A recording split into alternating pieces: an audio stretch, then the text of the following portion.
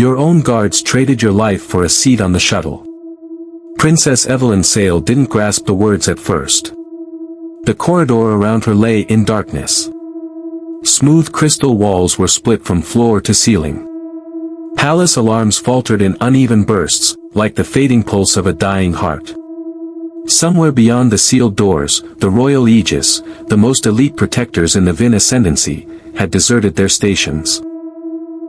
Evelyn stood barefoot on the freezing floor, one hand clutching the ripped sleeve of her ceremonial gown, staring at the emergency lift where her own guards had vanished without her. Then a calm human voice broke the silence behind her. "Stay behind me, Your Highness." She turned to find Jack Callahan standing between her and the corridor thick with smoke. His black suit was covered in dust, his tie long gone, his face drained of color yet completely composed. No energy shield. No royal armor. No gleaming spear. Just a man from Earth holding a small flashlight in one hand and the palace evacuation map in the other, as though the collapse of her world was still a problem that could be solved one careful step at a time. 3 days earlier, Evelyn had hired him because it looked good. That was the part she hated most. Her advisors had praised it afterward as a symbol of progress. A human bodyguard standing beside the Vaughn princess during the Earth Treaty ceremony would represent openness, humility, the beginning of a new age of trust. Evelyn had agreed because cameras loved symbols, and her people needed to believe Earth was no threat. Jack Callahan arrived at the western docking terrace carrying one duffel bag, a wrinkled overcoat, and the weary posture of a man who had spent far too many nights asleep in uncomfortable chairs. He was 38, white, broad-shouldered, clean-shaven except for a touch of gray along his jaw, and strikingly unimpressed by the floating gardens, silver towers, and thousand-foot banners draped across the royal district. When Evelyn met him for the first time, she expected wonder. Most off-world visitors stared at the palace as though they had wandered into heaven by accident. Jack looked up once. Then he searched for the exits. "Princess Evelyn Sale," she said, extending a formal hand. "Mr. Callahan, welcome to Vera." He shook her hand carefully, mindful of her 4 long fingers. "Ma'am." That was all. No speech. No compliment. No trembling in the presence of the throne. Her chief of security, Captain Adrian Kell, let out a quiet laugh behind her. "The human is concise." Jack looked at him, then at the 24 armored guards standing in flawless ceremonial formation. Concise keeps people alive. Evelyn nearly smiled, assuming it was another dry American joke. Instead, Jack opened a worn paper notebook and began asking questions no one had asked her in years. How many stairwells still function if the power fails? Who controls the manual locks? Why is the East Service Hall missing from this map? Does the kitchen staff answer to palace security or an outside contractor? And why is your evacuation shuttle parked closer to your guards than it is to you? Captain Kell stiffened. Our systems have protected the royal line for 9 centuries. Jack nodded and wrote another note. Systems fail. People panic. Doors stick. Elevators stop. Someone misplaces a key. Evelyn felt warmth creep into her cheeks. "Mr. Callahan, this is a peace ceremony, not a battlefield." He met her eyes then, not with rudeness or contempt, but with a quiet sadness that suddenly made her feel much younger. "Ma'am, everyone says that before the shooting starts." The room fell silent. Kell's jaw tightened. Evelyn forced a courteous smile for the staff watching nearby. She had hired this human to send a message, not to embarrass the royal palace.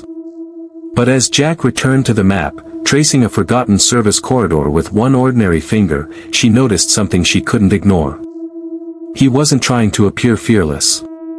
He wasn't trying to earn anyone's respect. He was counting every possible way she could die, and treating each one like it mattered personally. By the following morning, Jack Callahan had become the palace's most expensive joke. Servants caught sight of him and quickly looked away. Younger guards mimicked his slow Montana stride through the corridors whenever they thought he wasn't watching. One eager officer even asked whether people on Earth still put wheels on their vehicles. Jack simply answered, "When they work." The room erupted with even louder laughter because nobody could tell whether he had just been insulted or whether he simply didn't care. Princess Evelyn watched everything unfold from the upper balcony overlooking the security atrium, convincing herself it was nothing more than a cultural adjustment. The royal aegis trained beneath a glass dome stretching 300 feet across, weaving through glowing obstacle grids with flawless precision. Their armor shimmered like flowing moonlight. Their practice blades carved bright blue arcs through the air. Every movement looked ancient, disciplined, and graceful. Then Jack stepped onto the training floor wearing nothing but a plain black training shirt, gray pants, and a pair of running shoes from Earth. He carried no spear, no shield disc, no ceremonial weapon, only a battered canvas range bag and a paper cup of coffee that had long since gone cold. Captain Adrian Kell spread his arms as though presenting a curious stray to the royal court. "Our honored human consultant has graciously agreed to observe our defensive drills." Jack studied the obstacle grid, then the balcony exits, then the guards standing shoulder to shoulder beneath the princess. "You're standing too close together." Kell blinked. "Excuse me." "Your people crowd around the principal. Looks impressive during a parade. Doesn't work so well in a hallway." A few guards chuckled beneath their helmets. Kell answered with a thin smile. "And how would Earth arrange a royal security detail?" Jack took an unhurried sip of his coffee, grimaced at the stale taste, then set the cup aside. "First, I'd stop placing every armed guard between her and the same doorway. Second, I'd clear the blind corner by that service arch. Third, I'd ask why your emergency lighting runs on the same grid as your decorative fountains." Evelyn leaned forward before she realized she had. Kell followed Jack's line of sight, and the confidence in his smile faded just slightly. "Those systems are separate." Jack pointed with 2 fingers. "The panel says they aren't." A technician hurried across the floor, checked the wall display, then quietly lowered his head. The room fell quieter. But not humbled. Not yet. Kell stepped forward, towering over Jack with polished royal confidence. "You notice wiring in doorways. Admirable. But protecting a princess requires more than suspicion. It demands breeding, reflexes, and courage." Jack looked up at him. "Mostly, it requires staying." The words were spoken almost casually, yet Evelyn felt their weight from the opposite side of the atrium. Kell's jaw hardened. "Run the breach drill." The lights dimmed. 3 practice drones streaked toward the mock royal platform, moving fast enough to blur. The royal aegis responded flawlessly. Shields unfolded. Blades turned. Armor flashed through patterns refined over centuries. The exercise lasted 14 seconds before the simulation froze, and a soft tone echoed through the ceiling. The instructor spoke. "Principal lost." Kell spun around. "Impossible." Jack hadn't moved from where he stood. He lightly tapped the side of his coffee cup. "Drone 3 never attacked.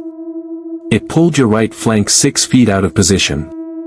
That left a straight path from the maintenance hatch to the platform. If this had been real, she'd have been alone before any of you realized the fight had started." No one laughed this time. Evelyn lowered her eyes toward the maintenance hatch, half concealed behind a silver column.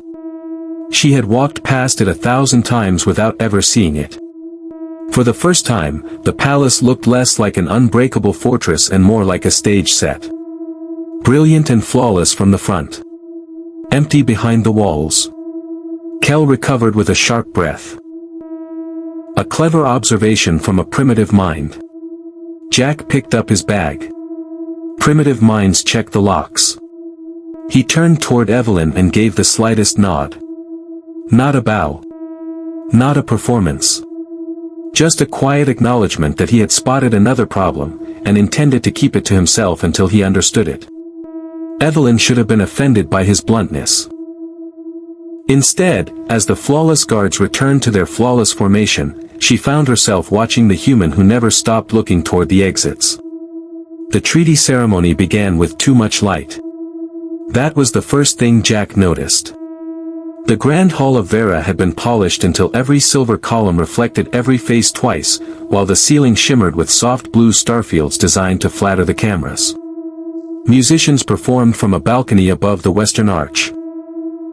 Diplomats smiled in carefully measured pieces. Evelyn moved through it all as though she had been born for rooms this grand, her pale blue-silver skin catching the light, her shoulders perfectly straight, her voice warm enough to make anxious people believe tomorrow could be better. Jack remained 10 feet behind her left shoulder, close enough to react, far enough to stay out of the photographs. Captain Kell hated it. He wanted the human standing in his assigned place near the rear security line, where visiting personnel were expected to stand quietly and look grateful. Jack ignored the mark painted on the floor. Kell leaned toward him while Evelyn welcomed the Earth delegation. "You're out of position." Jack never took his eyes off the crowd. That's usually where trouble begins. Kell let out a quiet, polished laugh. "In this hall, Mr. Callahan, trouble requires an invitation." Jack watched a server move beneath the musicians with a tray of crystal glasses. Halfway across the floor, the server shifted the tray from his right hand to his left without changing his balance. Smooth. Practiced. Completely natural. Then he passed an open service arch without even glancing inside. Every palace servant Jack had observed that morning checked every doorway before entering a royal chamber. Small habits kept people alive. Broken habits demanded attention. "Who hired the catering staff?" Jack asked. Kell breathed out through his nose. "Now you're suspicious of the refreshments?" "I'm suspicious of people who forget their own routine." Evelyn caught the exchange and turned slightly. Her public smile never wavered, but her eyes settled on his. "Is there a problem?" Jack looked beyond her toward the East Gallery. A nobleman dressed in a white ceremonial coat stood beside Lord Marcus Vale. When the treaty bells rang, everyone nearby reacted. He didn't. No blink. No flinch. Not even the slightest movement of his shoulders. Jack felt an old weight settle into his chest. The same feeling he'd known on dusty roads overseas, inside silent farmhouses where the dogs had stopped barking, in neighborhoods where every curtain closed at once. He wasn't afraid yet. Fear came later, when there was time for it. Right now, his mind was simply clearing the table. "Maybe nothing," he said quietly. "But I don't like nothing." Evelyn's smile grew thinner. "That isn't comforting." It wasn't supposed to be.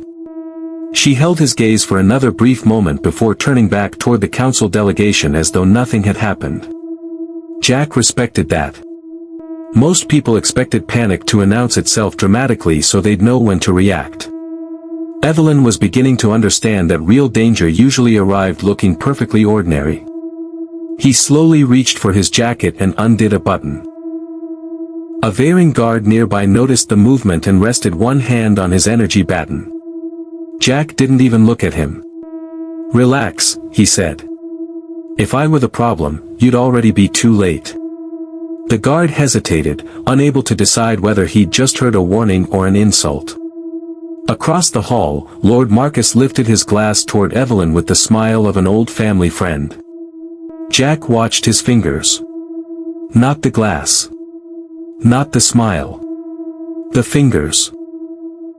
Marcus tapped the stem twice, paused, then tapped it once more. Near the service arch, the unfamiliar server quietly changed direction. Jack's pulse slowed. That always surprised people whenever they asked about Earth soldiers. They imagined the heart racing before danger arrived. Sometimes it did. But sometimes the body became cold, calm, and practical, as though it already knew the bill had come due. Evelyn stepped onto the signing platform. The Earth ambassador opened the treaty case. Floating cameras drifted closer. The royal aegis tightened their formation around the wrong side of the stage, beautiful as a painting, and just as flat. Jack took 3 quick steps toward Evelyn. Kel hissed, "Stand down." Jack caught the maintenance panel beside the east arch flashing once, too fast for anyone else in the crowd to notice. He heard the music stumble for half a beat. Then every decorative fountain in the hall stopped flowing at exactly the same moment. Jack turned toward Evelyn and spoke the one sentence no royal protocol had ever prepared her to hear. "Get behind me. Now." Evelyn didn't react quickly enough. Princesses were taught to glide, not to dive. Jack seized the back of her ceremonial sash and yanked her off the signing platform 1 second before the world turned white. It wasn't an explosion like the ones from old Earth movies. There was no towering orange fireball. No dramatic shockwave tearing across the hall. This was cleaner. Colder. A hard blue pulse swept through the palace like a silent judgment. Every shield inside the grand hall failed at once. The floating cameras dropped from the air. The music died.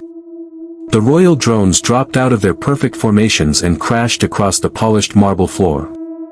For the briefest moment, no one screamed. The shock was too complete for anyone to find their voice. Then the emergency lights came alive, casting everything in a dull, unforgiving red, and the most powerful chamber in the Vaughn Ascendancy became nothing more than a room full of frightened people waiting for someone else to save them. Jack hit the floor behind the treaty table with Evelyn tucked beneath one arm. It wasn't a graceful landing. His shoulder slammed into the marble, and pain flashed across his face before he buried it in the same place he kept every other inconvenience. "Can you breathe?" he asked. Evelyn only stared at him. Confused. "What? Can you breathe, ma'am?" She drew in a shaky but genuine breath. "Yes." "Good. Stay low." Across the hall, Captain Kel was barking orders into a command link that no longer worked. The silver glow of his armor had vanished, leaving behind nothing but dull metal. Without their shields, the royal aegis looked larger. Not stronger. They looked like people who had spent their lives rehearsing a dance, only to discover the floor had disappeared beneath them. From the East Service Arch, the fake server stepped into the open with 5 others dressed in ordinary palace uniforms. Their movements were calm. Measured. Prepared. Each carried compact equipment hidden beneath folded cloths and ceremonial serving trays. No panic. No hesitation. They had practiced this. Kel raised his baton. Defensive circle around the princess. Half his guards moved in the wrong direction, instinctively following protocol markers that were no longer illuminated. 2 slammed into each other beside the broken camera rail. Another kept tapping at his lifeless wrist console, as though loyalty to procedure alone might bring the system back online. Jack understood the attack within 3 seconds. The pulse hadn't been designed to destroy the hull. It had been built to strip away everything the Varrants trusted. "Kel," Jack called. "Move her to the north stairs." Kel spun toward him. "You will not give orders in my hall." Jack looked toward the service arch, then up to the balcony where another maintenance panel eased open with a quiet click. "Not your hall anymore." Evelyn heard the words, and something cold settled inside her. The human wasn't trying to insult him. He was stating a simple fact. The palace had already changed hands. Most of her protectors simply hadn't realized it yet. The first intruder raised a device toward the platform. Jack moved before Evelyn could even follow him. His hand came out from inside his jacket. 2 sharp cracks echoed through the hall. The device spun across the floor. The intruder dropped behind a column and never exposed himself again. The sound was tiny compared to a plasma lance. Almost disrespectfully small inside a chamber built for magnificent weapons. Yet every head turned toward it. Jack didn't celebrate. He didn't even breathe any differently. He pulled Evelyn farther behind the thick base of the treaty table and pressed a small black object into her hand. "Hold this." She looked down. "Is this a weapon?" "It's a tool. Point it only where you want the problem to stop." Her fingers shook around the grip. "I've never used one." "Then today isn't the day to learn fancy." Kel finally reached them with 3 guards, anger doing its best to hide the fear in his eyes. "Human. Step aside." Jack looked beyond him, silently counting footsteps. "Your formation leaves the left corridor exposed. Our formation has protected my sovereign line for centuries. Your formation just lost the room." For the first time, Kel had nothing to say. Above them, the treaty screens flickered back to life for a single broken second. In the reflection of the dark glass stood Lord Marcus Vale. Still at the far end of the hall. Untouched. Perfectly calm.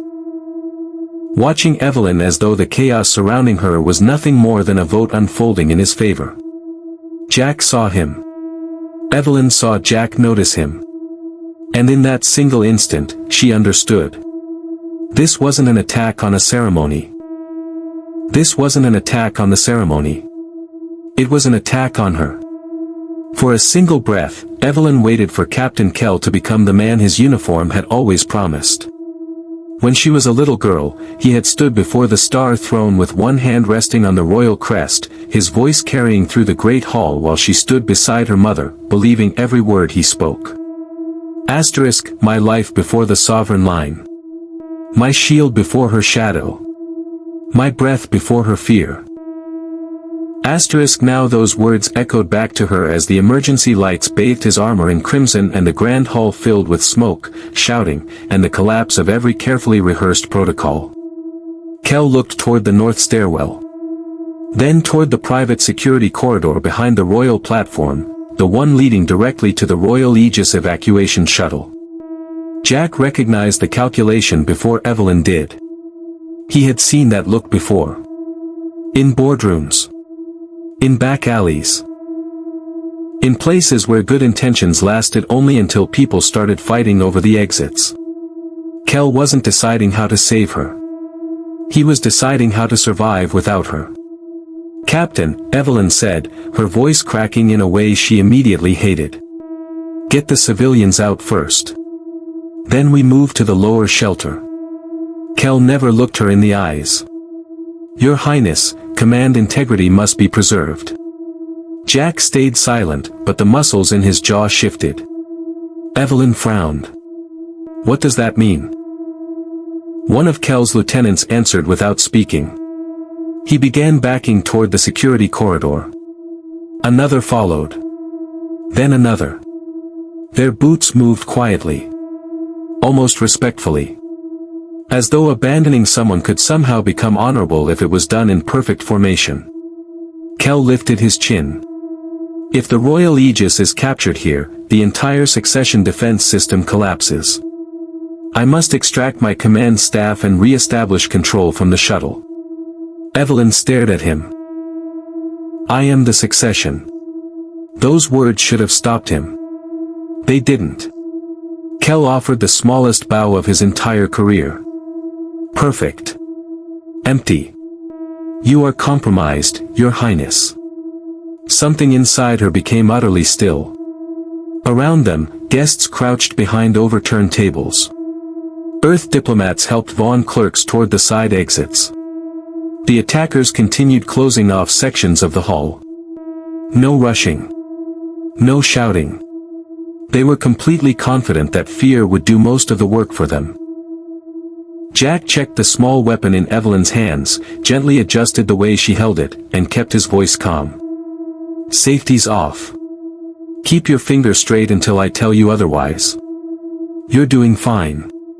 She almost laughed. Nothing about her was fine. Her guards were leaving.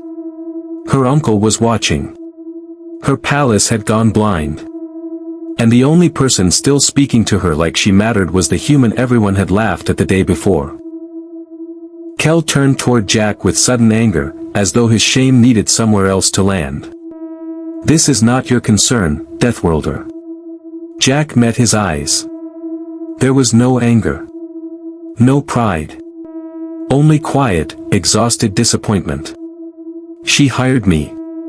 A contract does not outrank royal command. No, Jack replied. But it seems to be holding up better than your oath. Something shifted across Kel's face. Too subtle for the crowd to notice. Not subtle enough for Evelyn. The truth had found its mark. And he hated the human for saying it where everyone could see. A sharp tone echoed from the private corridor as the shuttle doors unlocked for Aegis command. Kel took a step backward. Evelyn followed him by one step. Not because she believed he would stay. But because some younger part of her needed to witness the betrayal until the very end. Adrian, she said, speaking his first name for the first time since she was 12. Please. For one brief moment, he looked like a man remembering the person he used to be. Then another burst of blue light flashed near the East Arch Fear 1. Kel turned away and disappeared into the corridor with half the royal Aegis at his back. The door sealed shut. Evelyn didn't cry. She did something worse. She became silent. Jack knew that silence. It was the sound people made when the world tore away the one belief they'd built their lives upon. He wanted to say something comforting. There would be time for comfort later. If they survived. Princess, he said, can you walk? She kept staring at the sealed door. They left me. Yes, ma'am. You are still here. Yes, ma'am. She looked at him then. Really looked at him. At the dust covering his suit. At the bruise darkening across his cheek. At the plain earth watch strapped to his wrist. At the worn notebook sticking out of his pocket, its pages filled with her escape routes in blunt pencil. Why? Jack glanced toward the forgotten service tunnel behind the treaty platform, the one the palace architects had overlooked, and the human hadn't. Because you're not cargo. You're not a symbol. And I don't leave clients in burning buildings. Somewhere beyond the smoke, another device clicked. Jack stepped between her and the sound. Calm as winter. Door behind you. 10 steps. Don't run until I tell you to. Evelyn swallowed, gripped the small weapon with both hands, and for the first time in her life, followed the bodyguard instead of the crown. The service tunnel behind the treaty platform had never been built for royalty. It was cramped, low-ceilinged, and painted the dull gray reserved for places no one was ever meant to notice. Pipes stretched overhead. Utility lights flickered in tired yellow bands. The air carried the smell of dust, warm metal, and industrial cleaning solvent. Evelyn had spent her entire life inside the palace. She had never once set foot there. Jack moved through the passage as though he'd been expecting a hallway exactly like this. Duck under that pipe, he said. Keep your left hand on the wall. If I stop, you stop. Evelyn obeyed. Her breathing came too fast. She held the little earth weapon exactly as he'd shown her. Behind them, the sounds of the grand hall had faded into the distance, like a storm trapped behind solid stone. Everything that had been her world was still back there. The banners. The cameras. The polished marble floor. The officers who had bowed to her yesterday, and who would insist tomorrow they had always been loyal. Jack stopped at the first junction and listened. Not theatrically. Not with an exaggerated tilt of the head. He simply became completely still. Evelyn nearly walked into him. What is it? She whispered. 3 behind us. Maybe 4. They're trying to stay quiet. Can we outrun them? No. He answered without a trace of cruelty. That somehow made it worse. Then he set his duffel bag on the floor and unzipped it. Inside were things so ordinary they almost seemed ridiculous. Zip ties. Tape. A compact flashlight. Medical gauze. A folding knife. A coil of thin cord. 2 small metal wedges. And a half-empty pack of peppermint gum. Evelyn stared. "This is your equipment." Jack slipped off his suit jacket and handed it to her.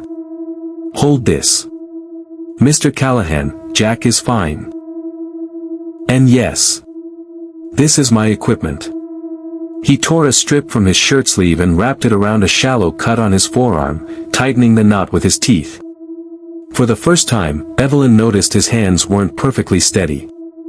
A faint tremor flickered through his fingers. There. Then gone. As though his body was having an argument he had no intention of joining. He wasn't fearless. That realization struck her harder than his composure ever had. He was afraid. And he kept working anyway. "You're hurt," she said. "I've been worse." That isn't reassuring. It wasn't meant to be. He unwrapped the peppermint gum, chewed it for a moment, then pressed it onto the back of a tiny inspection mirror and fixed the mirror low beside a corner pipe.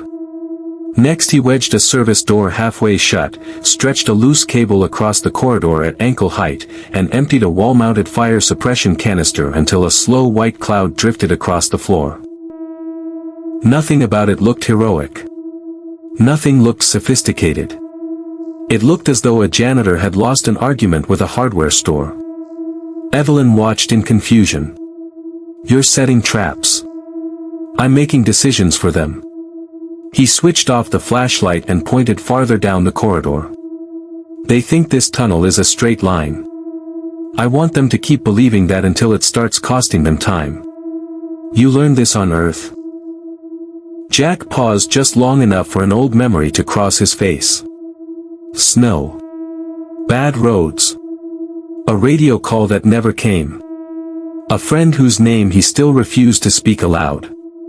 Earth taught lessons that never appeared in travel brochures. Footsteps whispered somewhere behind them. Evelyn instinctively raised the weapon too high. Jack gently lowered her wrists. "Breathe. Keep your shoulders loose. You're not trying to look brave. You're trying to stay useful." The words were plain. Almost blunt. Yet they reached something inside her that years of royal prayers never had. The first shadow drifted into the white cloud hanging near the corner. Jack watched the tiny mirror instead of the hallway. His breathing slowed. Evelyn saw him counting without moving his lips. 1, 2, 3. Then he caught her hand and guided her into a narrow alcove so tight her shoulder brushed against his chest. The pursuers entered the junction. Careful. Disciplined. Completely focused on the corridor ahead. The loose cable snapped tight. The drifting fire suppressant confused their sensors. The wedged door slammed shut with a sharp metallic crack, splitting the group apart without a single grand weapon ever being fired. Jack leaned close enough for only Evelyn to hear. "Now we move." As they slipped through the maintenance hatch, Evelyn glanced back one last time. The palace had given her gold. Ceremony. Guards who knew exactly how to bow. The human had given her 10 more seconds to live. Built from tape, dust, and fear kept under control. They didn't run through the maintenance level. Jack wouldn't allow it. Running made noise. Burned precious air. Turned fear into the one thing making your decisions. He kept Evelyn moving at a fast, steady walk, one hand lightly against her shoulder, steering her around each corner before hesitation could catch up. Behind them, the intruders recovered more quickly than he liked. They weren't amateurs. They forced open the wedged door, bypassed the service alarms, and spread into two-person teams. Jack listened through the walls. Boots striking metal. Silent hand signals. The patience of professionals. "They're learning," he said. Evelyn looked at him. "That doesn't sound good." "It's honest." They reached the laundry chute chamber, where royal linens traveled through clear transport tubes into the lower domestic wing. Jack studied the pipes. The emergency shut-off wheel. An old gravity lift marked staff only in Varant script, with smaller Earth standard lettering beneath it. For the first time in several minutes, he almost smiled. Finally. Something useful. Evelyn was still trying to hold the weapon the way he'd shown her. Her hands had started shaking again. "How are you so calm?" Jack looked toward the door behind them. "I'm not calm." "You look calm." "That's training." "And what does training feel like?" He checked the remaining rounds. Counted them twice. Didn't pretend the number was better than it was. Like being scared in a straight line. Before she could answer, the first pair of pursuers reached the hallway. Their sensor visors swept slowly from side to side, searching for heat. Movement. Panic. Jack pulled Evelyn behind a rack stacked with folded silver tablecloths and raised one finger to his lips. The white fire suppressant from the previous corridor had smeared across one attacker's visor, forcing him to rely entirely on his suit display. Jack waited. That was the part Evelyn couldn't understand. He didn't move at the first opportunity. He waited until the moment was ready. The pursuers stepped over the first cord. Noticed the second. Missed the third because it wasn't stretched across ankle height. It was tied to the laundry release hanging above their shoulders. Jack gave the line a single pull. A heavy cascade of ceremonial fabric poured from the chute. Not deadly. Not spectacular. Just thick enough to blind their sensors and wrap around their arms for 3 precious seconds. Jack used every one of them. 2 short cracks echoed through the chamber. He aimed at equipment. Not people. The lights inside both visors burst into static. One intruder slammed into the wall. The other lost his weapon into a laundry bin and shouted for reinforcements. Jack grabbed Evelyn's wrist. Now. They slipped into the staff lift just as another wave of footsteps rounded the corner. Evelyn pressed the manual button exactly as Jack had shown her. Not the glowing touch panel. The real button hidden beneath the cracked plastic cover. The lift dropped with a violent lurch that turned her stomach. For the first time since the attack in the Grand Hall, she let out a breath that nearly became a sob. She forced it back down, embarrassed. Jack noticed. He didn't answer it with sympathy or a comforting speech. "You're still standing," he said. "That counts." She looked at him, her eyes shining beneath the red emergency lights. "You make it sound easy. It isn't easy. It's just next." The lift doors slid open onto the lower kitchen corridor, a place filled with steam pipes, storage lockers, and worn tile floors. 3 palace workers crouched behind overturned supply carts, frozen with fear. One was a young kitchen aide, no older than 17, clutching a broken communications tablet. Evelyn instinctively stepped toward them. Jack caught her sleeve. "Wait." He studied the corridor for another second. Then he nodded. "All right. Stay low." The workers stared when they recognized her. "Your Highness." The youngest whispered. For an instant, Evelyn almost answered the way a princess was expected to, with polished reassurance prepared for moments of public tragedy. Instead, she glanced at Jack. Then back at the workers. "Can you walk?" Jack gave the slightest nod. That was the moment everything changed. She wasn't just cargo anymore. She was paying attention. She helped the workers into the storage room, showed them how to secure the manual latch, then draped her jeweled outer cloak over the youngest aide's shoulders when she noticed him shivering from cold and shock. Jack watched quietly. For the briefest instant, something in his expression softened. Then the palace speakers crackled overhead. Lord Marcus Vale's voice filled the corridor. Warm. Measured. Almost gentle. "Evelyn, stop hiding behind the human. This can still end with dignity." Jack lifted his eyes toward the speaker. Then toward the air vent above the pantry door. His expression sharpened. He's not talking to you.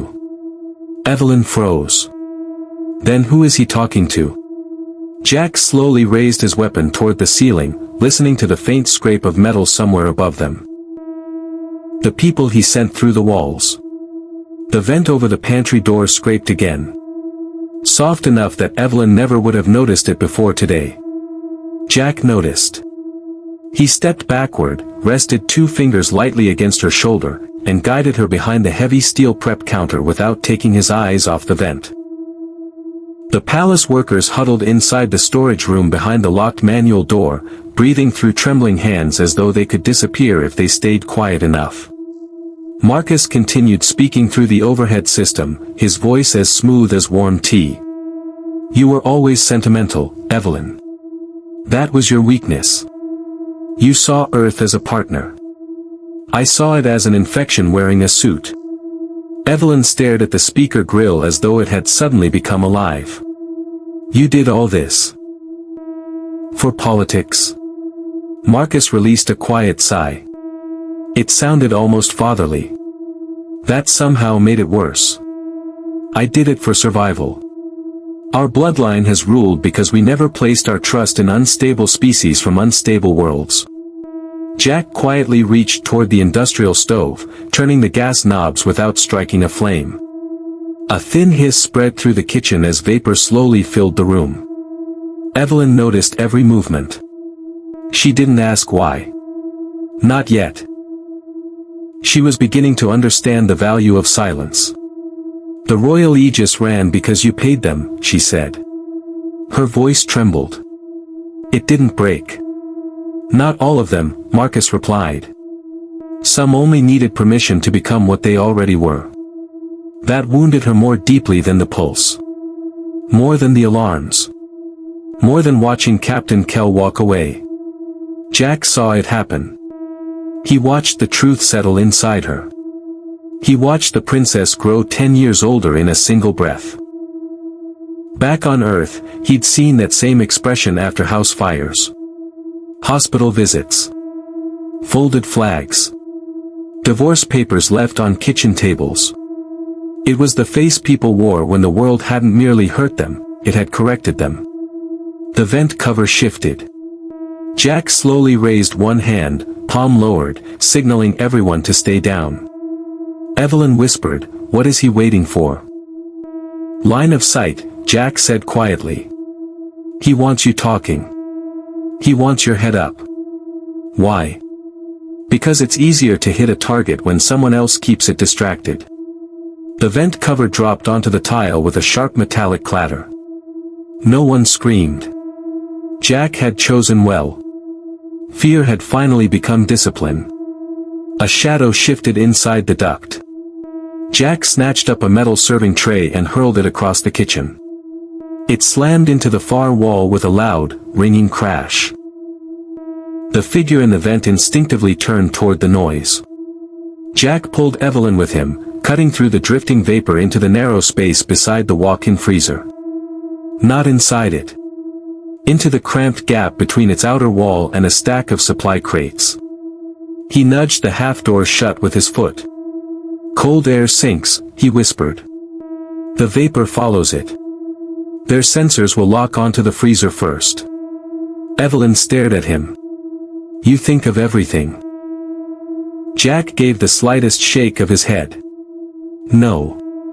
I think of enough. Marcus's voice returned over the speakers, sharper now. Mr. Callahan, you're an employee. You've performed admirably. Walk away now, and you'll be rewarded beyond anything your primitive contracts could ever offer.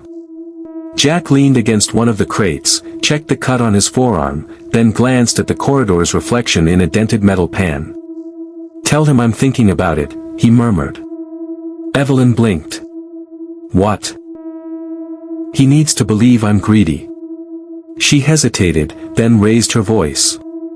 He's considering your offer. A brief silence followed. Tiny. Almost impossible to notice. Jack noticed it anyway. He heard the satisfaction hidden inside it. Marcus believed money explained humans. That was his mistake. Jack stepped toward the freezer control panel and pressed the manual defrost override. A rush of warm condensation spilled from the vents, filling the corridor with thick fog in seconds.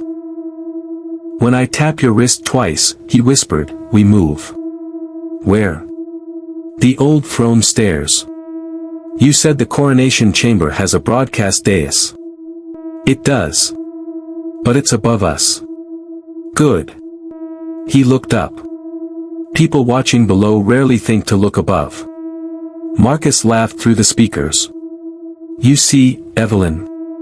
Even your deathworlder understands the value of opportunity." Jack tapped her wrist once. Then again. They slipped into the fog just as the team in the ceiling dropped into an empty kitchen. Blind. Frustrated. Too late. Evelyn followed the human into the servants' stairwell. Not as a symbol. Not as cargo. But as a princess who had finally learned the difference between a shield and a costume. Halfway up the stairs, Jack stopped so abruptly she nearly collided with his back. Above them, beyond the old wooden door leading into the coronation chamber, someone was already applauding. The clapping beyond the door came slowly. Politely. Cruelly. Jack eased Evelyn back against the stairwell wall and listened. One person clapping. Two more breathing near the pillars. A faint electrical hum from the broadcast dais. Marcus wasn't hiding anymore. He wanted an audience. Evelyn studied Jack's face and saw the last hour written across it in quiet, unmistakable details. The strain around his eyes. The careful way he protected his left arm. The sweat darkening the collar of his shirt. The stubborn refusal to let pain become the most important thing in the room. "Can we still do this?" she whispered. Jack examined the old wooden door. Then the narrow maintenance ladder bolted to the wall beside it. Not through the door. She followed his gaze upward. "That ladder leads to the choir balcony." "How high?" 20 feet. Maybe 25. Jack nodded as casually as if she'd just quoted the price of gas. "Good." From inside the coronation chamber, Marcus called out. "Come in, Evelyn. The palace is watching. Let us not make this undignified." Evelyn's expression hardened. "He keeps saying dignity like it means silence." Jack looked at her. "Where I come from, dignity is what you do when nobody can force you to do the right thing." She held on to those words for a moment. Then she began climbing. Her hands were raw. Her feet ached. The old ladder trembled beneath her weight, and every royal lesson she had ever been taught felt useless compared to the simple instructions Jack whispered below her. Slow. 3 points of contact. Keep breathing. They reached the choir balcony overlooking the chamber. Below them, Marcus stood on the broadcast dais dressed in flawless white, speaking to every screen still connected throughout the palace. He told them Evelyn had been lost during the attack. He told them the Earth Treaty was finished. He told them fear was wisdom. Then the balcony doors opened. Evelyn stepped into the light. Dust-covered. Shaken. Alive. The chamber became so silent that even Marcus forgot the next sentence waiting on his tongue. Jack followed behind her. Pale. Exhausted. Unsteady. But standing. No speech. No dramatic entrance. Just the undeniable fact that he was still there. Evelyn walked to the balcony rail and looked down at her uncle. "You were right about one thing, Marcus. The palace was watching." Marcus recovered quickly. "My dear, you're confused." Evelyn raised the small weapon Jack had given her. Not as a threat. Not as a challenge. Only as proof of what trust looked like after every shield had failed. "No. For the first time today, I am not The old coronation broadcast circuit was still active, carrying her voice through every hall, kitchen, shelter, and shuttle bay across the palace. She did not scream. She did not curse him. She simply told the truth. She named what he had done. She named the guards who abandoned their posts. She named the workers who stayed. And she named the human who had treated a contract with more honor than royal blood had treated an oath. Captain Kell was found minutes later in the shuttle corridor, surrounded by the officers he had chosen over his princess. Without the music. Without the glowing armor. Without the story he had built around himself. He looked smaller. Evelyn did not insult him. That would have been easier. She only said, "You taught me what a shield is not." By sunrise, the palace was quiet in a different way. Not the silence of fear. The silence after a storm, when people begin counting what can still be repaired. Jack sat on the lower steps of the coronation chamber with a blanket around his shoulders and a cup of water held between both hands. Evelyn sat beside him, ignoring the three advisors who kept insisting she should rest somewhere more suitable for royalty. "I hired you for appearances," she said. Jack stared into the cup. "A lot of people hire security for appearances. And you knew." "I suspected. Why take the job?" He looked toward the kitchen corridor, where the young aide Jack had helped was now carrying water to other survivors. "Because sometimes appearances put you close enough to do something real." Evelyn stayed quiet for a long time. Outside, Vera's twin sons climbed above the damaged silver towers, spreading light across a palace that had not earned it yet. Finally, she said, "Your world made you hard." Jack shook his head. "No, ma'am. My world taught me that hard isn't enough. Plenty of hard people quit. The trick is staying decent when quitting would be easier." Years later, children on Vera would learn that the treaty with Earth was not signed in the grand hall beneath banners and cameras. It was signed on the cracked steps of an old coronation chamber beside a tired human bodyguard who asked for no monument. Evelyn signed it with shaking hands. Jack witnessed it with his old pencil. And when the galaxy asked what Earth had brought among the stars, she gave the only answer that mattered. Restraint. And the terrifying mercy of people who still choose to stand between danger and someone else.